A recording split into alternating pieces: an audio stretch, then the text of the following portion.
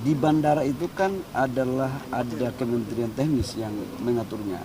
Kalau kami di bidang pertambangannya, Kementerian SDM itu di bidang pertambangannya termasuk rekomendasi terhadap bagian hilirnya. Tapi dalam pengamanan objek yang ada di bandara itu merupakan kewenangan daripada Menteri Teknis. Oh ya, tadi saya mendampingi Bapak Presiden. Kami kebetulan melakukan rapat terkait dengan implementasi daripada energi baru terbarukan, khususnya di pembangkit listrik tenaga surya. Tadi kami membahas secara detail karena ini menjadi satu gagasan besar dari Bapak Presiden yang kami harus eksekusi terkait dengan satu desa 1 megawatt. Dan alhamdulillah tadi sudah hampir selesai, tapi kita lihat skemanya sekarang yang kita lagi bahas dengan pembiayaannya. Ya. Pak, soal bandara IMIP itu dari SDM ada yang dikembangkan nggak Pak? Di Morowali. Kemarin Satgas PKH, saya kebetulan pada 1 hari sebelumnya saya ikut mendampingi Pak tim dipimpin langsung oleh Pak Safri. Saya ke Bangka Belitung dan setelah itu saya balik karena ada rapat dengan Bapak Presiden. Jadi saya tidak ikut serta dalam tim yang turun di IMIP. Tapi itu kan bagian dari nikel, dari SDM juga ada petugas kan nggak untuk investigasi juga atau bagaimana? Di bandara itu kan adalah ada kementerian teknis yang mengaturnya. Kalau kami di bidang pertambangannya, Kementerian SDM itu di bidang pertambangannya termasuk rekomendasi terhadap bagian hilirnya. Tapi dalam pengamanan objek yang ada di bandara itu merupakan kewenangan daripada Menteri Teknis. Ada dugaan aktivitas tambang ilegal nggak? Sampai dengan sekarang kita tunggu laporan dari tim. Tapi saya harus mengatakan bahwa siapapun yang melanggar terkait dengan tambang ilegal ataupun menambang di luar wilayah yang ada izinnya seperti BPKH ataupun menambang di areal yang ada nikelnya atau ada tambangnya tapi tidak ada izinnya, tetap akan diproses secara hukum. Arahan Presiden seperti apa Pak Bahlil? Arahan Presiden seperti apa Pak? Arahan Bapak Presiden kepada kami sebagai Satgas dan sebagai Menteri SDM adalah tegakkan aturan. Jangan pandang bulu, karena nggak boleh negara kalah dari apa yang terjadi yang kurang pas dan atau melanggar hukum. Ada relaksasi ekspor seperti apa ya Pak? Tertanyakan kemarin itu Pak bilang kalau misalnya pertumbuhan ekonomi di Papua Tengah itu sedang menurun 8%, salah satunya gara-gara ekspor di Freeport itu tertahan. Jadi nggak ada yang ditahan-tahan ya. Pak, terkait dengan prajurit TNI Pak, menjaga kilang ini sikap Presiden gimana Pak? Prajurit TNI untuk menjaga kilang ini Pak? Yang di mana? Dari Pamenhan Pak. Oh ya, saya pikir semua institusi negara harus berkolaborasi untuk mengamankan apa yang menjadi hal-hal penting bagi kepentingan negara. Oh, nggak ada masalah. Itu daripada orang sabotase, jadi aparat keamanan TNI, polisi itu penting. Karena ya kita lihat kalau itu ancamannya, kita lihat potensi itu kan selalu kemungkinan ada ya. Oke.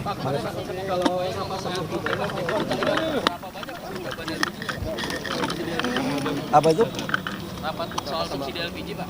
Oh ya, kemarin kami melakukan rapat dengan Menteri Keuangan Pak Purbaya dan Kepala BUMN Pak Doni untuk membahas tentang subsidi LPG menjelang Natal dan Tahun Baru ini. Kan harus kita memastikan semuanya harus clear, termasuk stok BBM karena kemarin sama-sama Pertamina juga. Di situ di salah satu disepakati adalah ada kenaikan volume LPG dari 8, kurang lebih 8,2 menjadi 8,4 atau 8,5, angkanya saya lupa, dan itu sudah disetujui, jadi nggak ada isu ya. Oke. Ya, makasih.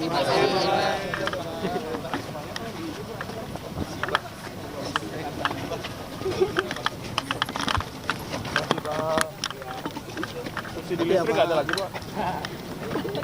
Gimana Pak membantu perekonomian rumah tangga Pak? Ya, khususnya wartawan. Terima kasih ya. Terima kasih Pak. Terima kasih Ganda. bandara yang tidak memiliki perangkat negara yang bertugas di dalam bandara tersebut. Ini merupakan hal yang anomali di dalam negara Kesatuan Republik Indonesia yang kita harus menegakkan regulasi, tapi ternyata masih terdapat celah-celah yang merupakan kerawanan terhadap kedaulatan ekonomi, bahkan juga bisa berpengaruh kepada stabilitas nasional. Ini menjadi bagian evaluasi kita untuk melakukan suatu penertiban dan pengamanan dengan melakukan deregulasi terhadap ketentuan-ketentuan yang sudah dikeluarkan. Akan tetapi ketentuan yang kita keluarkan sendiri tidak bisa kita kendalikan sendiri. Ini adalah satu anomali. Kita mengeluarkan peraturan, tetapi kita tidak bisa mengkoordinasikan, kita tidak bisa mengkomunikasikan, dan kita tidak bisa mengendalikan peraturan yang kita keluarkan.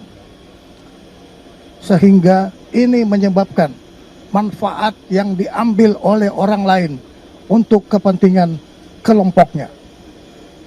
Negara hadir untuk menegakkan hukum, menegakkan regulasi, dan kita perbaiki semua hal-hal yang sudah kita lihat selama ini terjadi.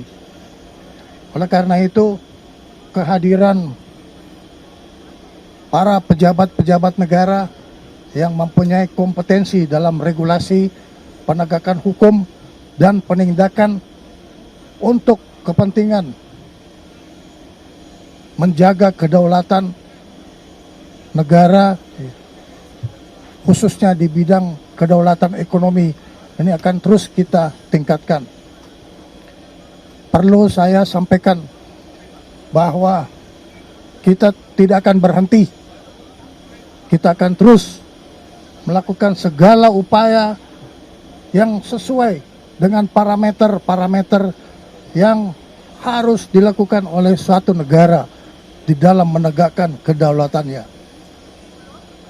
Oleh karena itu, dengan simulasi latihan ini menunjukkan asumsi bahwa hati-hati negara selalu diintip oleh celah-celah kerawanan yang bisa mengganggu kedaulatan kita. Saatnya Gen Z tentukan arah. Siap bersuara? Dialog inspiratif bersama narasumber terkemuka. Audisi calon jurnalis muda iNews. Live stage performance musisi tanah air. Dimeriahkan oleh, dipandu oleh. Jangan lewatkan iNews Media Group Campus Connect. Connecting Ideas, Inspiring Future.